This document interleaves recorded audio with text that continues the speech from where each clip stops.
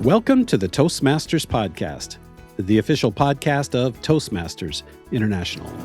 Hello, everybody. This is Greg Gazin. Can AI help us become better speakers and better presenters, or is it simply a crutch? Our guest today has successfully incorporated the use of AI into her daily home and work life. And a fun fact, the first time she ever used ChatGPT, she asked it to write a Valentine's poem for her husband. Our guest today is Diane Windingland. She's a speech coach, author, and the owner of Virtual Speech Coach. Originally trained as an engineer, she has spent more than a decade helping organizations communicate with clarity, impact, and confidence. She also coaches subject matter experts on transforming complex information into engaging, results-driven messages. Her latest book, The Clarity Code, How to Communicate Complex Ideas with Simplicity and Power, published October of 2025, brings together practical communication tools and modern AI support. It includes a full chapter on using AI to clarify, simplify, and test your message. It offers real-world guidance on how AI can help speakers think more clearly, prepare more efficiently, and elevate their delivery. Diane is also a distinguished Toastmaster, a proud member since 2003. She's also a past district director.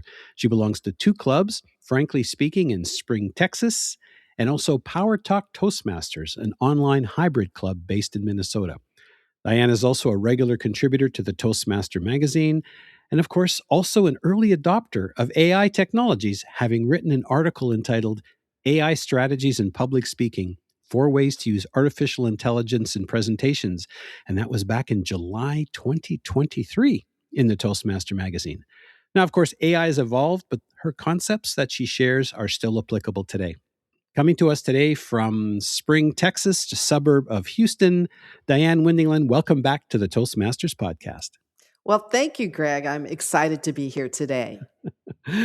Yeah, this is awesome. Now, you last joined us in 2023, and back then that was episode 230, Small Talk, Big Results, and we'll certainly put a link to that in the show notes. Great. I have to ask to kick us off, tell us about this Valentine, and what did your hubby think of it?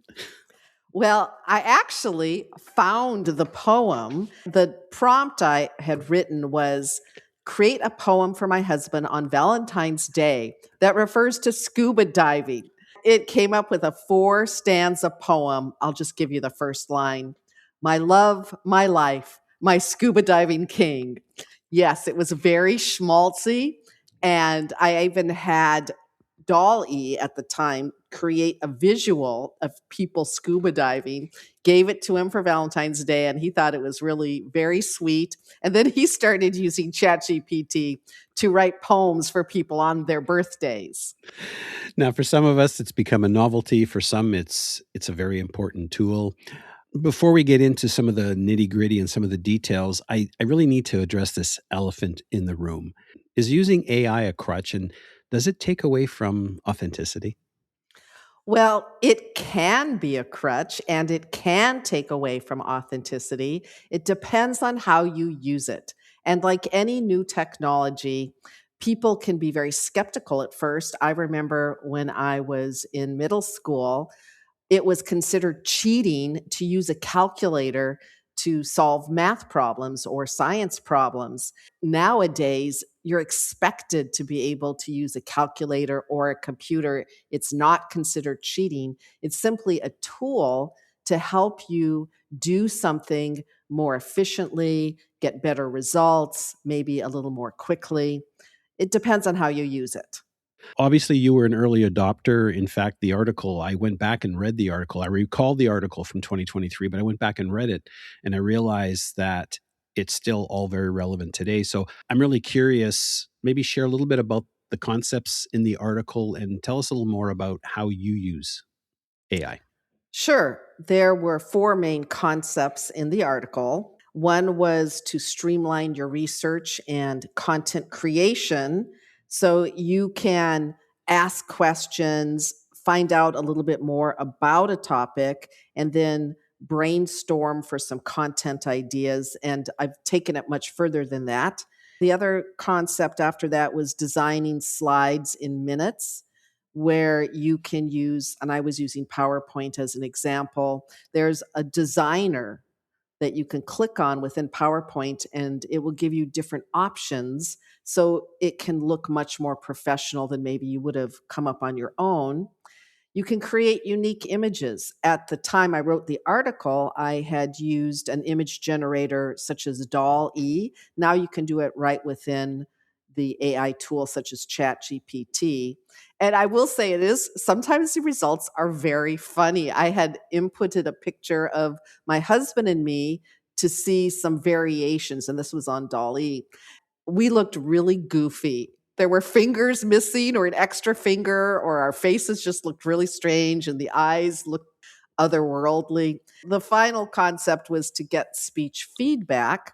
And at the time, I believe Toastmasters either had just started or was going to start a partnership with Udly, and I was using Udly in my coaching. And it's like an AI speech coach where you can record yourself speaking. It will give you some analytics. It will give you other ways you might say things. It'll point out things like your use of filler words. And then you can also do some role playing as well. So those were the four concepts that I had covered in that particular article.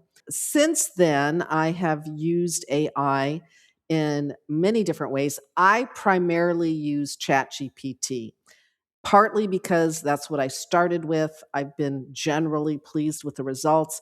And ChatGPT knows me. I can ask it something and it has memories of some of our previous conversations, so it can combine things it already knows about me. And I've used it to design custom coaching for clients, to help clients prepare for interviews where I might take their LinkedIn profile, the job description of the job that they're interviewing for, put that into ChatGPT to come up with some questions, and then I could put those questions in a role-playing activity within Udly, and so they can practice virtual interviews with Udly and then with me as well, to give them some human input as well as the artificial input. I've used it to help me with some books. My last two books, I did use AI, ChatGPT, extensively, from the brainstorming to simplifying, to outlining, to creating some analogies, those kinds of things. I'll give you an example of the last book I just wrote, The Clarity Code. About a year ago, I was thinking, well, next year I want to work on some book projects. And one was rewriting a book that I had written for teens and speech class for teens.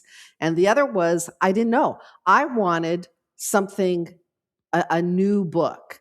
And I had put in a query to ChatGPT to help me to come up with some book ideas that would sell well on Amazon and enhance my business. And then I, in that prompt, talked about, just to reiterate what my business was, and that I've written and published several books. I listed the books, and then it came up with some ideas. I actually didn't like any of the ideas as ChatGPT came up with them, but those ideas gave me other ideas. Then I went back and forth in an iterative process with ChatGPT, and I actually set that aside until May. And then in May, I came back to that prompt. It was still there. Had it do things like, what are some ideas for a title? How could I test this title? And it gave me ideas for testing a title with a LinkedIn poll, with there was some service that I could use to test titles. And I thought, I didn't even know about that service. So I used that service because it wasn't too expensive. And then I asked, what are some other books that are similar to this? And what might I have as an outline for the chapters? And so it came up with an outline, and then I revised the outline. And then I actually used it to develop the sections where I would take some of my ideas, throw them in, and see what ChatGPT came up with for expanding on those ideas and suggesting some resources for research that would back up some of those ideas. And I did have to check that carefully because sometimes ChatGPT kind of makes stuff up. Thoroughly checked the resources. Some of them weren't quite what I thought they were based on what ChatGPT said, but it got me going in the right direction. It's great if you're facing a blank page and you need a speech, you need to write an article, you have something, you need an email, or maybe you're having a text conversation with a relative about something that's a really heavy subject and you would like to be tactful and supportive. I have done this more than once because I have ChatGPT on my phone. I will put in what the person said and like help me respond to this in a way that sets boundaries about blah blah blah and is still supportive. And then it'll throw me a response and usually it's really pretty good, and I might just change it a little bit. I have learned you have to be very careful about copy and pasting, though, so that you don't leave in the part where ChatGPT says, here's an empathetic response that you could send your sister in law. You don't want that part to go in the message. So, those are some of the ways that I've used it. Oh, that's funny. I find sometimes when I'm using it, I won't ask for one response. I'll ask for 4 or 5. Right. You don't know what it's going to give you. I've done something similar when I've been the topic master, where there's a theme for the meeting and I want to generate some questions around the theme. And we might have 6 to 8 people that participate. I'll ask it for 15 questions because I am not going to like all of the questions. And sometimes I will say, give me more questions or give me some questions that will encourage people to tell a story. Not all the output you get is something you will use, although if you are careful in how you prompt, you can get things closer to what you want because ChatGPT isn't a mind reader. It just bases its responses on the algorithm, which is pretty awesome, but it doesn't know like what you really want unless it has perhaps been working with you for a while. You brought up a good point, prompts. Tell us a little bit more about prompts because I understand it's only going to give you what you want if you tell it more about what you need. Right. So the clearer your prompt is, the clearer results you will get back in the response. And you want to give it something. If for example, let's say you're working on a speech, and if you tell it a little bit about your audience, what your purpose is, maybe some relevant background. I have like put in samples of my speeches, which does help because it gets a feeling for what I'm like. You could prompt things like you could add a goal, like this is for an email subject line. I've even done that. If you want a catchy subject line, you might have the tone. Might want to say, I would like a casual response or professional or silly or playful. You might talk about what your audience is. Is it for a client? Is it for an executive? Is it for your Toastmasters club? You might want to give it some constraints, like how many words. It doesn't always do a great job on that, but you can try. Maybe the format, if you want a list, if you want a paragraph, if you're writing for a particular platform, like your LinkedIn, what you say on LinkedIn might be a little different than what you would say on Facebook.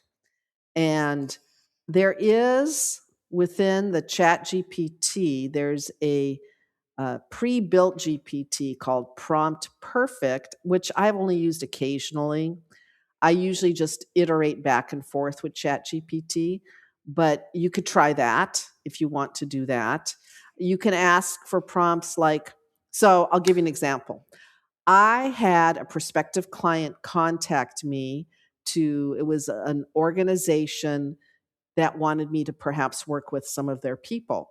And I don't even remember what the organization was off the top of my head, but I remember going to their website and looking at it and thinking it was very technical. Like, what? What do they really do? So I copied their About Us page, pasted it into ChatGPT, and said, explain this to me like I'm a high school student. And so then it explains to me what they did in terms that I could understand. So you might even prompt it to have a certain level of detail that you want. You might want, let's say you have a concept, you might have it explain it at different levels, a beginner level, an intermediate level, advanced level. You might use prompts to create analogies. The biggest problem I have with the clients that I work with or that they have would be that they know their material really well. What is challenging for them is because they have what I would call the curse of knowledge, it sometimes is hard to simplify it or tailor their message or their information for the audience they're going to be speaking to. Maybe it's an executive who really does not want all that detail. And you could ask ChatGPT or whatever AI tool you use to explain this concept for an executive who has this level of knowledge and really cares about that. Even knowing that before you prompt will probably change it, even if you didn't use ChatGPT. So those are a few ideas. What about the challenges with, I think we've called it hallucinations? Sometimes if ChatGPT doesn't know an answer, it makes something up. How has that impacted how you use it? Well, I always check. In fact, I have the ChatGPT desktop application, and right below where you input your prompt, it says ChatGPT can make mistakes. Check important info. And that is very true. I'll give you an example. I was working on a story where I had a survey and I had inputted the Excel spreadsheet of the survey into ChatGPT, and the survey had some written responses related to a story I was writing. I gave it really specific instructions. Quote at least 5 people, and for each of those 5 to pick 2 quotes. It did that, or so I thought. The quotes fit the story perfectly. I was so happy. And then I checked the Excel spreadsheet. None of the quotes were on the Excel spreadsheet. And I went to ChatGPT, what did you do? These are not quotes from the spreadsheet. ChatGPT said it was just placeholder quotes. I'm like, okay, good thing I checked, because it would have been really bad to just assume that that was correct. Has not happened recently, though, so I think that must be getting better.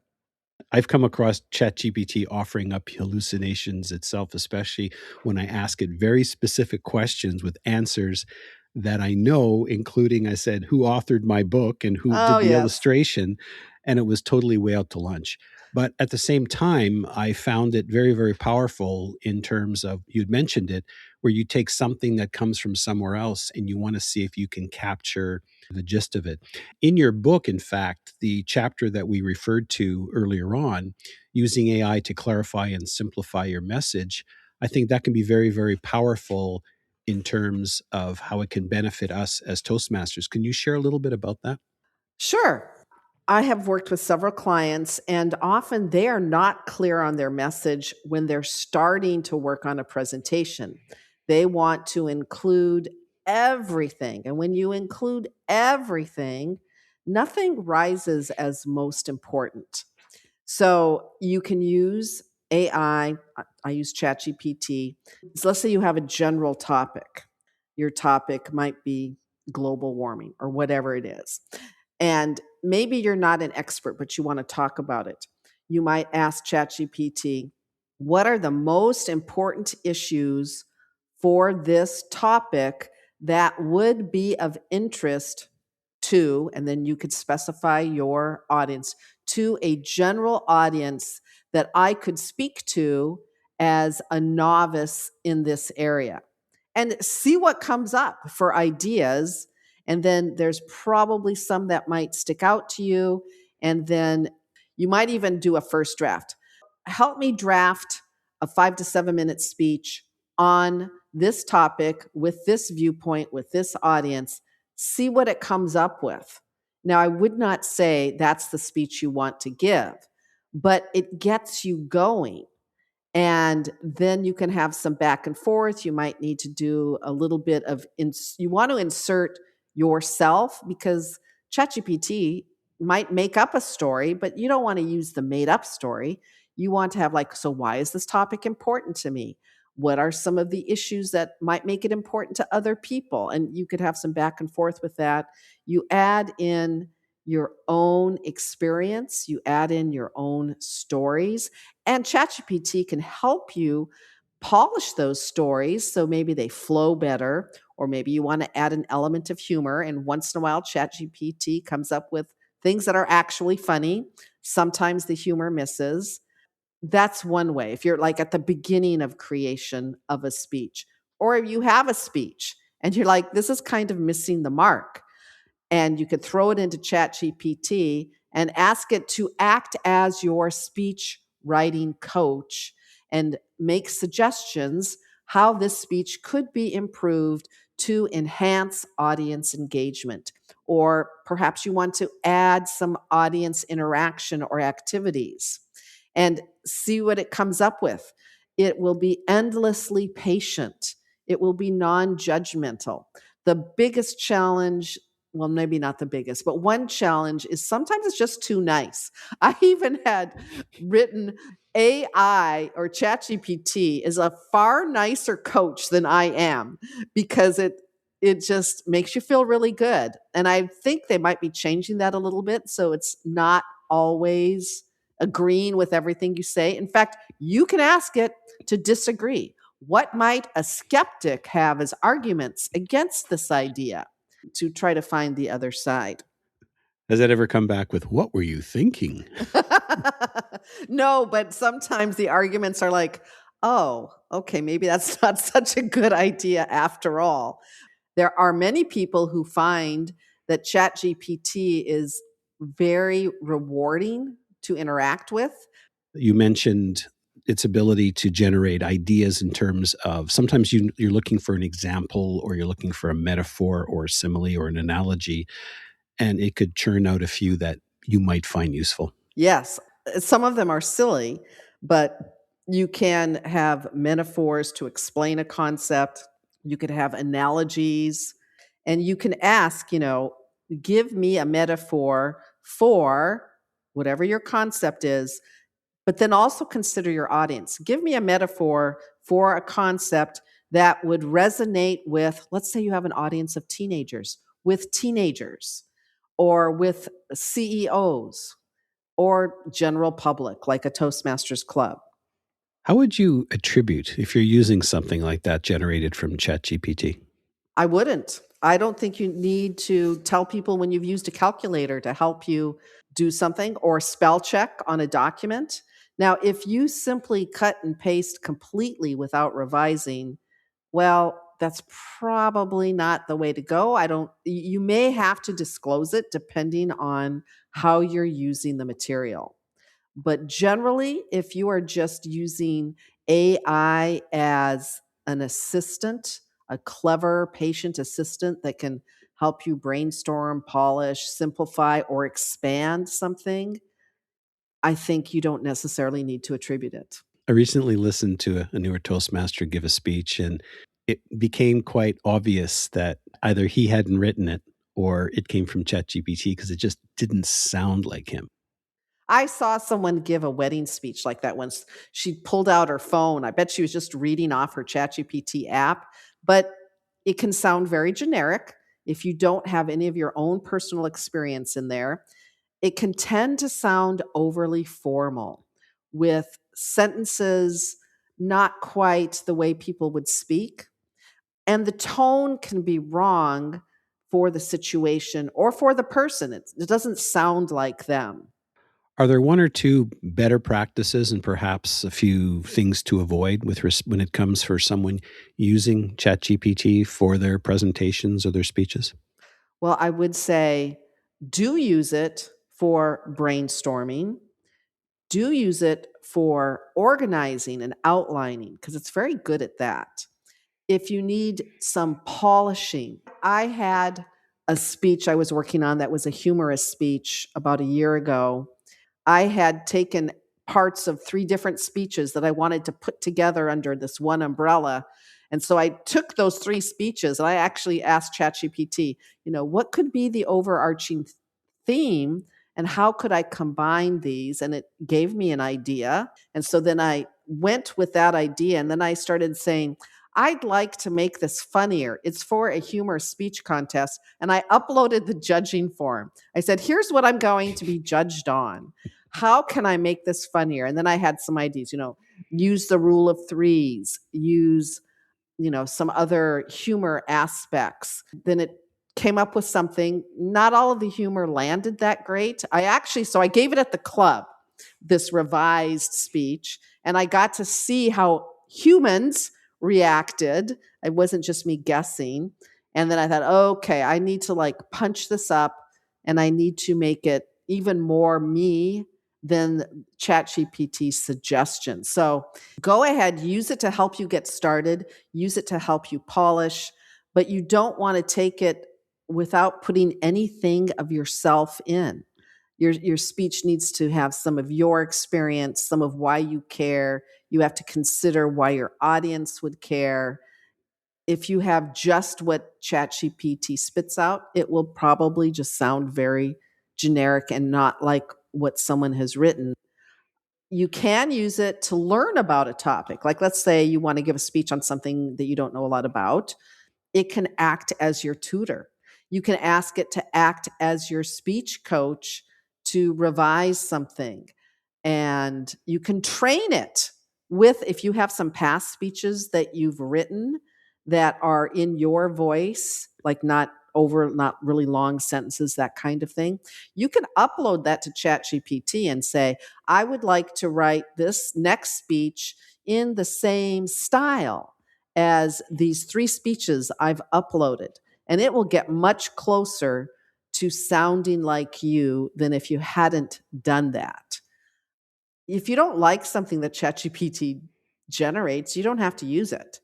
I find I don't use a lot of the ideas, but once in a while, ChatGPT will give me an aha moment, something I hadn't thought about, something I hadn't thought of phrasing a certain way. I'll ask it for options. It can really increase your speed of figuring out options. Yeah, I was going to ask you about valuable feedback that perhaps it may have provided. So I'll give you an example of using Udly. 2 years ago, was working on a tall tales speech for a contest, and I was giving it at the club contest. It was recorded because we were using Zoom, and I took that recorded speech and uploaded it to Udly and got some analytics. And one of the analytics was the rate of speaking. And my rate of speaking was 110 words per minute for that speech. That is a little bit on the slow side. I think I tend to speak a little more slowly, but conversational pace is between about 120 and 170. And this was supposed to be kind of a funny speech. I thought, this would be funnier if I spoke faster. So it gave me the realization that I was speaking a little slowly.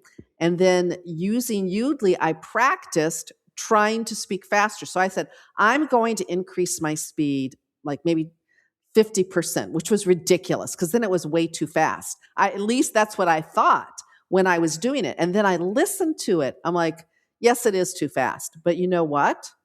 It does land a little more exciting. So I'll find a happy medium that's maybe not that fast, but definitely faster. So I think when I went to the area contest, I was up to 126 words per minute. And I did win the area contest.